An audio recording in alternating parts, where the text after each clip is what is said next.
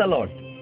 Look to Jesus అనే ఈ TV కార్యక్రమాలు మీ ఆధ్యాత్మిక జీవితానికి ఎంతో ఆశీర్వాదకరంగా, మేలుకరంగా, దీవెనకరంగా ఉంటున్నందుకు నేను దేవుని స్తుతిస్తున్నాను. ప్రపంచ నలుమూలల నుండి అనేక మంది కార్యక్రమాలు వీక్షించి మీ ఆనందాన్ని మాతో పంచుకుంటున్నందుకు మేము ప్రభువుని గణపరుస్తూ ఉన్నాం. అనేక మంది ప్రార్థన అవసరతలు కోరుకుంటున్నారు. మీ అందరి కొరకు మేము భారంతో ప్రార్థిస్తున్నాం. మరికొంతమంది ఫోన్ చేసి ప్రార్థించిన తర్వాత మా అవసరతలు తీర్చాడు దేవుడని మాతో పంచుకుంటున్నప్పుడు మేము ఎంతగానో దేవుని స్తుతిస్తున్నాం. సర్వశక్తిగల దేవుడు మిమ్ములను, మీ కుటుంబాలను దీవించాలని మేము ప్రార్థన చేస్తూ ఉన్నాం. నూతన సంవత్సరంలో దేవుడు మీ జీవితంలో కార్యాలు ప్రారంభించాడని నేనెంతో దేవుని స్తుతిస్తూ ఉన్నాను. ఈ కార్యక్రమాలు ఇంకా ముందుకు సాగాలి అని మీరు ఆశపడితే ప్రతిరోజు ఈ లుక్ టు జీసస్ కార్యక్రమాల కొరకు ప్రార్థన చేసి సహకరించాలని ప్రభు పేరిట మనం చేస్తున్నాం. దేవుని వాక్యం కొరకు ఆసక్తితో ఎదురు చూస్తున్నారా? యవన బిడ్డలు తమకున్న అనుమానాలు, సమస్యలు ప్రతి శనివారం మాతో పంచుకుంటున్నారు. వారికి వాక్యానుసారంగా చక్కటి కౌన్సిలింగ్ మేము ఇస్తూ ఉన్నాం. అనేక అద్భుతాలు దేవుడు జరిగిస్తూ ఉన్నాడు. ఆ అద్భుతాలన్నిటిని బట్టి నేను దేవుని ఎంతగానో స్తుతిస్తూ ఉన్నాను.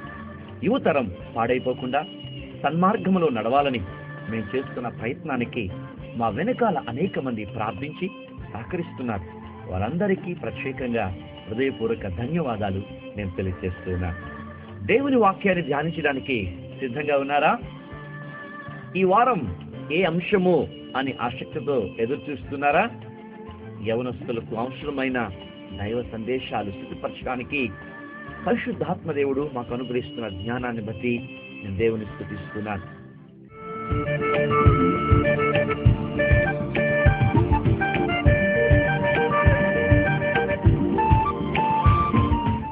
ఈ సమయంలో పరిశుద్ధ లేఖన భాగము నుండి దానియేలు పుస్తకం 10వ అధ్యాయం 11వ వచనములో ఈ విధంగా వ్రాయబడి ఉంది. దానియేలు, నీవు బహుప్రియుడవు గనుక నేను నీ యొద్దకు పంపబడితిని అని రాస్తూ ఆ 12వ వచనాన్ని మనం చూస్తే, నీ మనస్సును అప్పగించి దేవుని ఎదుట నిన్ను తగ్గించుకొనిన ఆ మొదటి దినము మొదలుకొని నీవు చెప్పిన మాటలు వినబడినవి అని వ్రాయబడింది. దానియేలు, నీవు బహుప్రియుడవు. ఈ సాక్ష్యం ఒక మనిషి వేరొక మనిషికి ఇచ్చేది కాదు. సాక్షాత్తు దేవుడు ఒక వ్యక్తిని అభినందిస్తున్న మాట. దేవుడే మనుషులను అభినందిస్తూ ఉన్నాడు. దేవుడు మనిషి పట్ల గొప్ప సాక్ష్యాన్ని చెబుతూ ఉన్నాడు.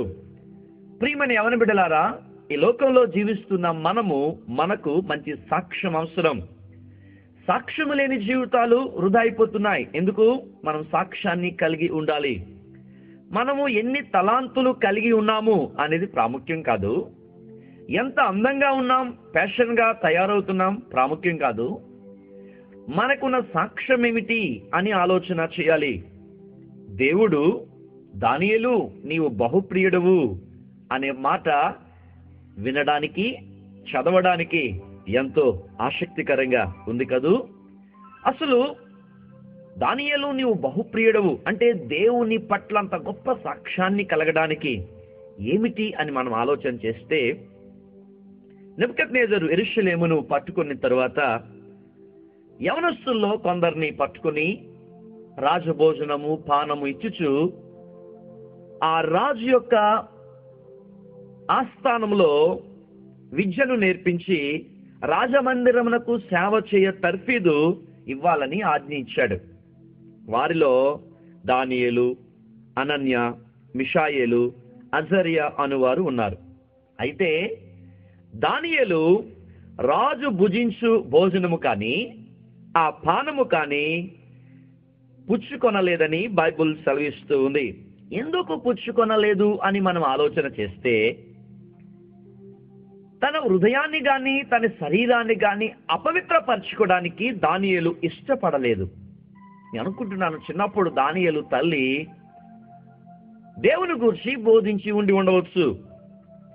అప్పుడు దానియేలుకు అర్థమైంది, ఈ దేహము దేవుడు నాకు ఇచ్చాడు, ఈ దేహాన్ని, ఈ శరీరాన్ని అపవిత్రపరచుకొనకూడదని చిన్నతనంలోనే గట్టిగా నాటబడింది దేవుని వాక్యం. సరే, యవన ప్రాయం వచ్చేసరికి ఆ మార్గము తొలగిపోయాడా? తొలగిపోలేదు. ఆ మాటలు గుర్తుకొచ్చి ఉండవచ్చు. ఆ దేహము దేవుని మందిరమని, దానిని జాగ్రత్తగా కాపాడుకోవాలని తన మనస్సులో ఉంచుకున్నాడు. అందుకనే రాజు ఆఫర్ చేసిన ఏ ఆహారాన్ని, ఏ పానాన్ని తాను తీసుకొనలేదు. ఈ దినాన్ని ఫాస్ట్ ఫుడ్స్ ఎక్కువైపోయాయి. యువత అనేక రకాల వెరైటీ తిండ్లు తినడానికి సిద్ధపడుతున్న దినాలివి. ఎవరైనా ఫ్రీగా మందు ఆఫర్ చేస్తే నేను తాగును అన్న యువత ఎక్కడ కనబడుతున్నారు ఈ దినాల్లో? రాజే ఆఫర్ ఇస్తున్నాడు. కావలసిన భోజనము, కావలసిన పానము, కావలసిన ద్రాక్షారసము. కానీ యవనస్తుడైన దానియేలు తన హృదయాన్ని గాని శరీరాన్ని గాని అపవిత్ర పరచ కొనకూడదని వాటిని ఏమీ ముట్టుకొనలేదు అని మనం చూస్తున్నాం. నేటి యువతరానికి వాక్యం సవాలుగా ఉంది. అందుకే దానియేలు నీవు బహుప్రియుడువు అని దేవుడు అన్నాడు. ప్రియమైన దేవుని బిడ్డలారా, యువతరమా, ఈ దినాన్ని ప్రభుని ప్రశ్నిస్తున్నాడు. ప్రభుని అడుగుతున్నాడు, ఎంత మట్టుకు నీవు పవిత్రంగా ఉన్నావు, పరిశుద్ధంగా ఉన్నావు? నీ మాటలు, నీ చూపులు, నీ ప్రవర్తన, నీ తిండి, నీ పానము ఏ విధంగా ఉంది అని నువ్వు ఒక్కసారి చవి చూసుకోవాల్సిన బాధ్యత ఎంతైనా ఉంది. మరి ఎక్కువ ఆకలేస్తే నీ గొంతుకు కత్తి పెట్టుకోమని బైబుల్ సెలవిస్తూ ఉంది. రుచికరమైన పదార్థాలు ఎక్కడ పడితే అక్కడ తీసుకొనకూడదు. రుచి అయిన పదార్థాలు ఉంటాయి, కానీ ఏవి తీసుకోవాలో ఏవి తీసుకోకూడదు, ఎక్కడ తినాలో ఎక్కడ తినకూడదు, వేటిని పానము చేయాలో వేటిని పానము చేయకూడదు. దేవుడు నీకు జ్ఞానాన్ని ప్రసాదించినప్పుడు దేవునికి భయపడిన నీవు నీ హృదయాన్ని, నీ శరీరాన్ని పవిత్రంగా ఉంచుకోవాలి అనే విషయాన్ని జ్ఞాపకం చేస్తున్నాను. బాగా తింటే నిద్ర వస్తుంది, బాగా తాగితే మత్తు వస్తుంది. జరుగుతున్న విషయాలే కదా. వెళ్తున్నప్పుడు బాగానే ఉంటుంది, వచ్చినప్పుడు రకరకాల వేషాలతో వస్తారు. ఎందుకంటే తాగేసి. ఒక పుస్తకంలో ఒక చిన్న కథను నేను చదివాను. ఒక యవనస్తుడు సాఫ్ట్వేర్ ఉద్యోగం, మంచి ఉద్యోగం వచ్చింది. తాను కొత్తగా పెళ్ళయింది, కానీ తాగుడు అలవాటైంది. తాను వెళ్తున్నప్పుడు చాలా చక్కగా తయారై, షూట్ వేసుకుని చక్కగా నీట్గా తయారై ఆఫీస్కి వెళ్తున్నాడు. కానీ వస్తున్నప్పుడు చాలా అందవికారంగా తయారై ఆ షూట్ విప్పి, షర్ట్ విప్పి, ఆ భుజం మీద టవల్ వేసుకున్నట్లుగా బట్టలు వేసుకుని ఇంటికి వస్తుంటే ఇంటిలో వాళ్ళందరికీ చాలా దుఃఖాన్ని కలిగిస్తూ ఉన్నాడు. చాలాసార్లు తన భార్య, నూతనంగా ఆ వివాహమైన భార్య చెప్పింది, అయ్యా నువ్వు చేస్తుంది మంచిది కాదేమో, మనకి నూతనంగా వివాహమైంది, మన వివాహానికి చాలా మంది వచ్చారు, చాలా మంది పేరున్న వారు వచ్చారు, గనులు వచ్చారు, వారందరూ రోడ్డు మీద మిమ్మల్ని చూస్తే ఏమనుకుంటారు, మన పరువు పోతుంది.